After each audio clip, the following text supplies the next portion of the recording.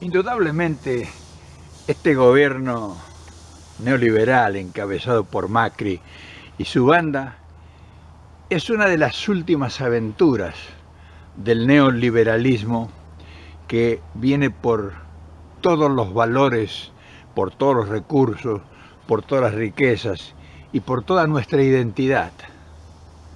Es una última experiencia. Yo no creo que de fracasarle como aparentemente por todos los indicios se ve que indiscutiblemente todo el accionar va al fracaso, va a quedar en la historia como el último intento neoliberal concretamente estructurado para quedarse con los recursos de la República.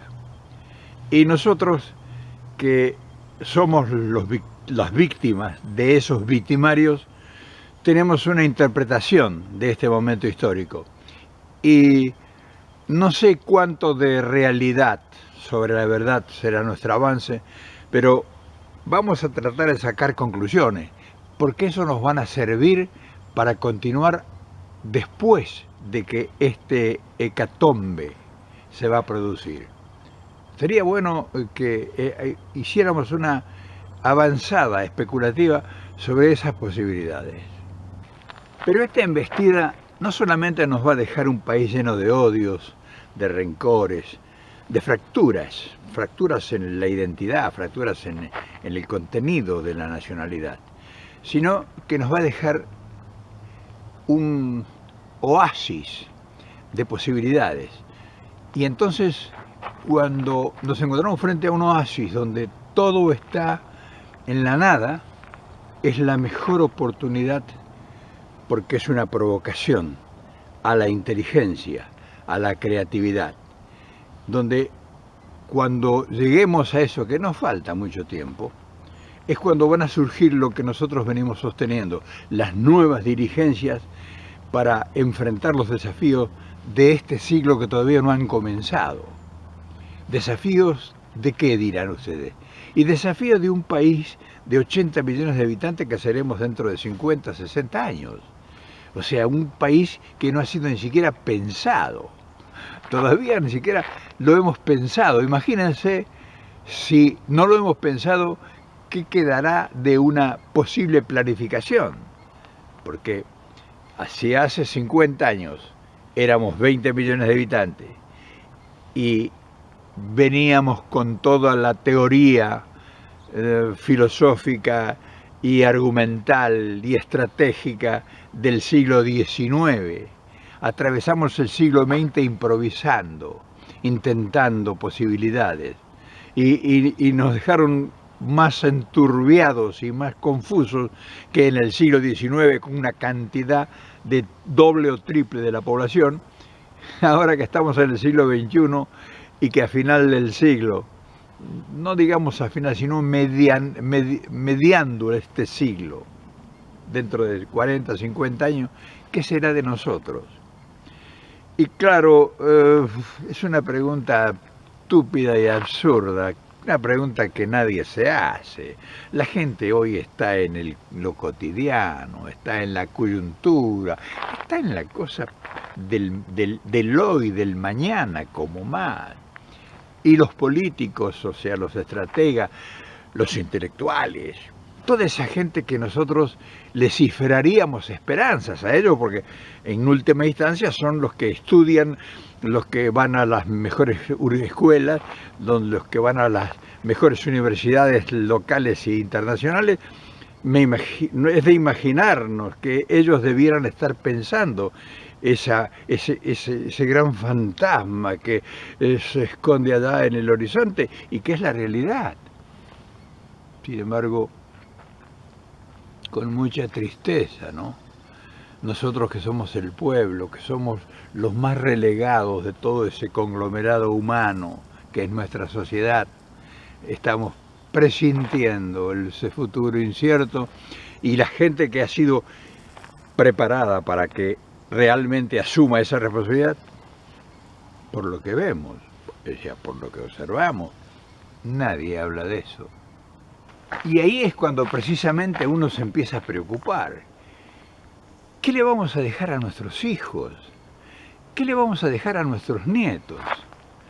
Porque si ha sido tan intenso el sacrificio y la búsqueda de soluciones y no hemos logrado desentrañar ese misterio que se nos ha presentado como un desafío, cuando se nos ocurre pensar en el futuro, no digamos ya el futuro de la patria, que es una cosa inconmensurable, el futuro de nuestra familia, el futuro de nuestros hijos. O sea, ¿para qué los vamos a educar? ¿Para qué los vamos a preparar? ¿Para qué vamos a buscar nosotros con grandes esfuerzos medios económicos para poder darles un futuro promisorio?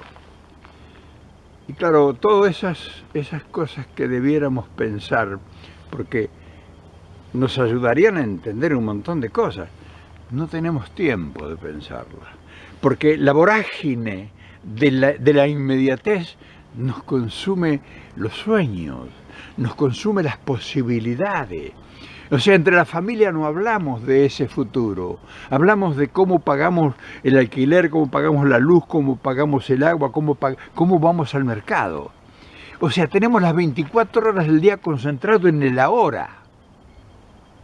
Y entonces nuestros hijos los vemos que corren ingenuamente por los pasillos o por los rincones del departamento, o van al balcón, o desesperadamente, desenfrenados, corren por un parque.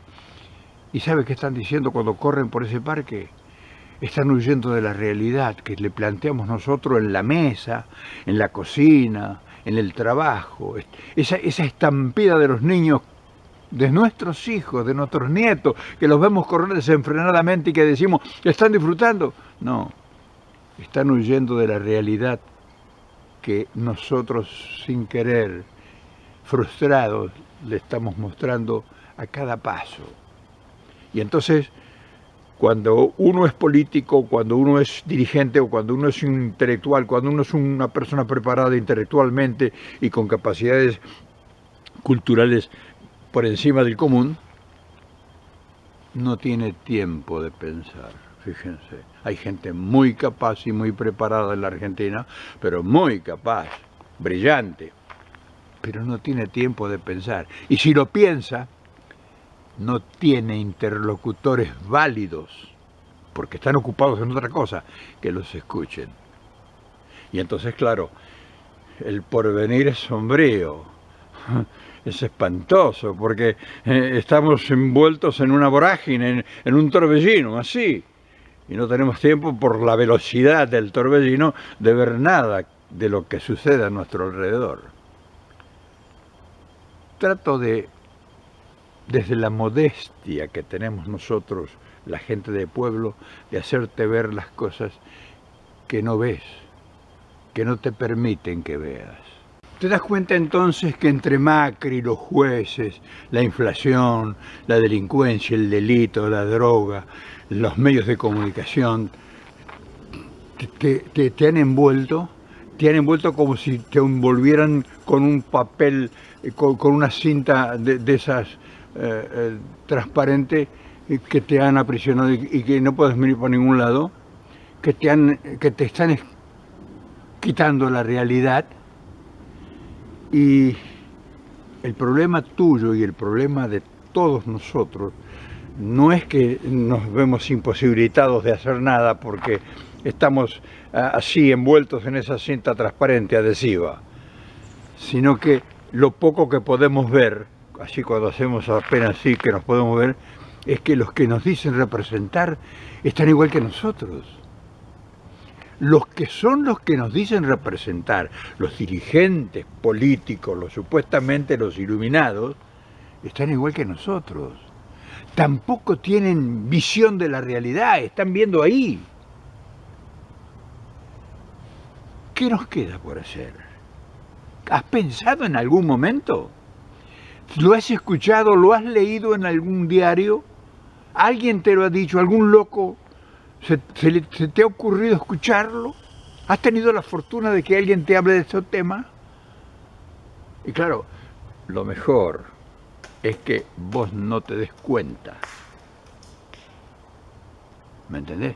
Lo mejor que todo es que vos no te des cuenta, para que no reclames nada y para que nadie se sienta en la obligación de responderte.